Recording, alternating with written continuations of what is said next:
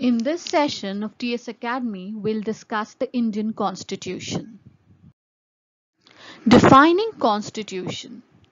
Constitution can simply be defined as a written document which contains set of rules and regulations that help a country, state, or political organization to work and run. It is the documentation of laws of a state that defines organization of the state, authority of government, and distribution of power between different political units and citizens of the land. Why does a country need a constitution? There are various reasons why a democratic country needs a constitution. We need constitution because it tells us about the basic ideals on the basis of which we as a citizen aspire to live in our country. It is mentioned in the constitution, which means it tells us about the rules which forms the basis of the way in which we want our country to be governed. It tells us about the fundamental nature of society. That is, whether the society is democratic, autocratic, or communist. It focuses on peaceful coexistence of majority and minority groups in a country. And it also saves us from ourselves. That is, it enables us to take decisions which are in larger public interest and guards us against being selfish. What are the key features of the Indian Constitution? The key features of Indian Constitution are federalism, parliamentary form of government, secularism, fundamental rights, and separation of powers. What is federalism? Federalism is a system in which government is divided into different levels. In India also, there is a federal form of government that works at three levels.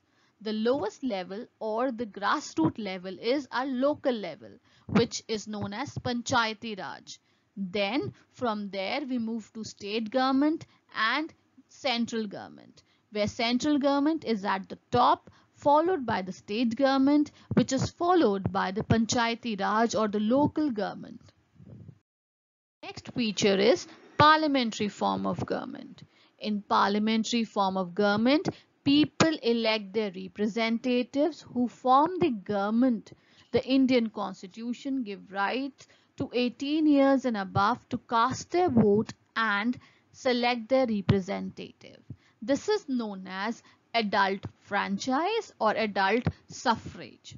The political party which wins the maximum seat in the legislature chooses the leader to be the prime minister and other cabinet ministers.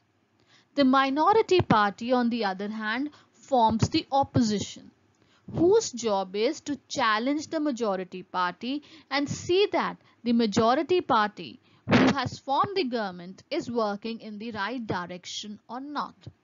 If no party is able to win the majority, which is 2/3 in the parliament, then two or more parties unite together, come together and form a government. This is known as coalition government.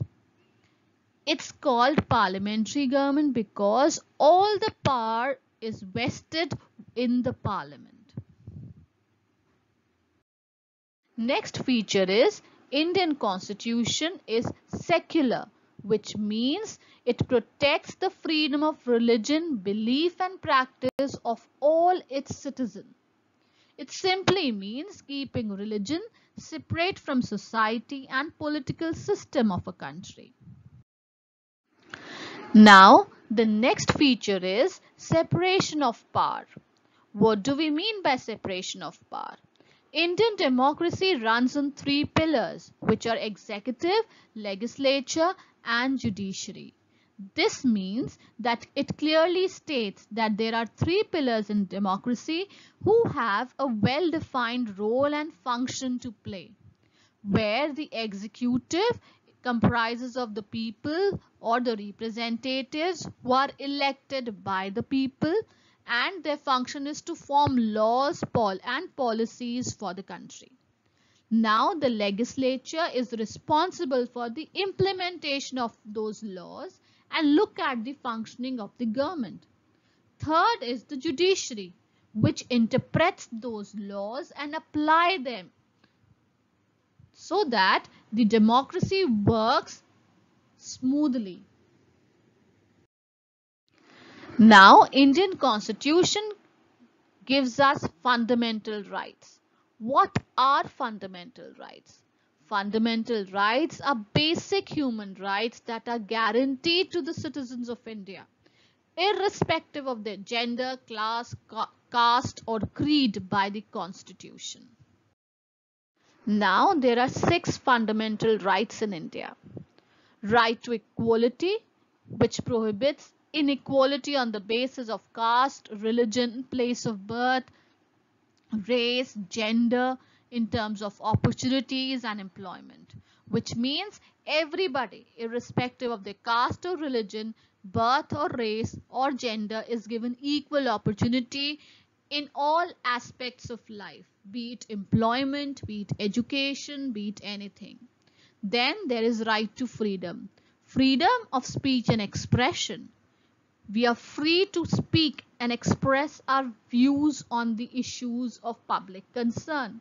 There is a freedom to move throughout the country, freedom to associate, practice a profession or a religion, or reside in any part of the country. Then, next is right against exploitation. It condemns human trafficking, child labor, forced labor, making it an offense punishable by law. Then there is freedom to religion, which means I, as a citizen of India who lives in a secular state, can practice any religion of my choice.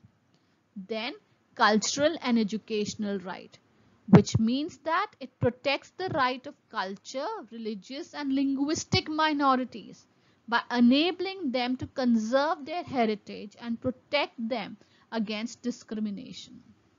It means the people who are in minority can practice any religion, any language they want. They can promote their language, they can conserve their language and heritage. Education right ensures education for everybody, irrespective of caste, gender, creed, religion, etc. Right to constitutional remedies. It ensures that citizens can go to the Supreme Court of India and ask for the enforcement or protection against their violation of fundamental rights. If you feel that a fundamental right is being violated, you are most welcome to go and approach Supreme Court of India and seek its help for the enforcement and protection of your fundamental rights. Thank you.